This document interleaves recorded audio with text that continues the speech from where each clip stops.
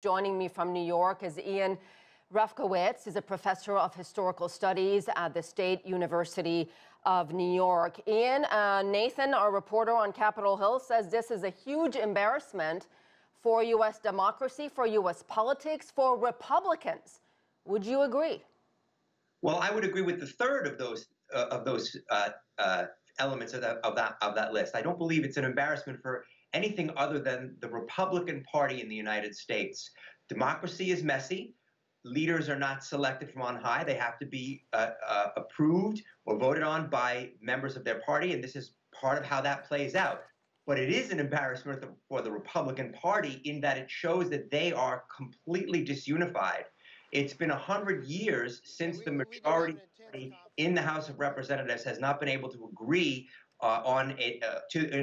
agree enough to get a majority behind a vote for Speaker on the first ballot. It is a tremendous embarrassment for them. It certainly shows that the Republican Party is a mess. The Democratic Party, on the other hand, was united behind Hakeem Jeffries. He got the vote of every member of his party, and that is sort of a smooth functioning institution, if you want to look at it that way. So Ian, where do we go from here? Where does this chaos take us? Walk us through what we could see in the next couple of hours. So the Republicans will vote again. Just as what happened 100 years ago, it can take multiple votes to produce a majority for Speaker. The Republicans have a very slim margin for error. They only have a majority of 5 seats. So what I think will happen is that you will get some of the 15 or 18 Republicans, I had heard 18, who voted against McCarthy. Some will come back to vote for him on a second ballot. The second ballot really is the key, because on the first ballot, there's an opportunity, for protest. Oh, I don't really like McCarthy, I'll vote for somebody else.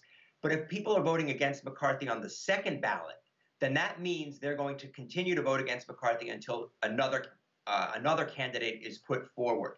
So you're going to see one of two things. Either most or all of the opposition to McCarthy will collapse and he'll get the necessary 218 votes on the second ballot, or you won't see that, and then the question will become, which of the alternatives will get enough votes? If you see any of the alternative candidates, whether it's Jim Jordan or maybe Andy Biggs, start to grow their numbers at the expense of some of the others, then you're going to know that McCarthy may be doomed and has to step aside. It's really the second vote that has... But here's my question for you, Ian. If you are a Republican member of the House and you voted against McCarthy in that first ballot, what makes us believe they're going to change, or this person, these Republicans who voted against him in the first round, are going necessarily to change their mind in the second ballot? That's a great question. I think it has to do with how serious they are about disrupting the status quo. If you wanted to make a point and then embarrass Speaker McCarthy and show his weakness, but you don't really want to upset the apple cart too badly, then you'll come back and vote for him the second time. But if you're serious about dethroning the establishment, then you're going to see people stick with their anti-McCarthy vote. I think it certainly could go either way. I'm not in the mind of any of these Republicans. I also think it would be fascinating if anybody who voted for McCarthy on the first ballot then turns around and votes against him on the second ballot. Then he's in even more trouble. Do you envision a scenario, and I know I'm putting you on the spot here, do you envision a scenario where Kevin McCarthy is not going to be the next Speaker of the House of Representatives? Oh, absolutely. Absolutely, that's possible. I think possible, but how likely, Ian? Well, you're not talking about predicting the weather a year from now. Right?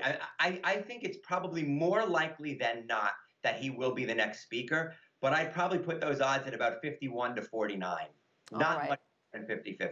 All right, we'll see. We'll see what happens. Ian, thank you so much.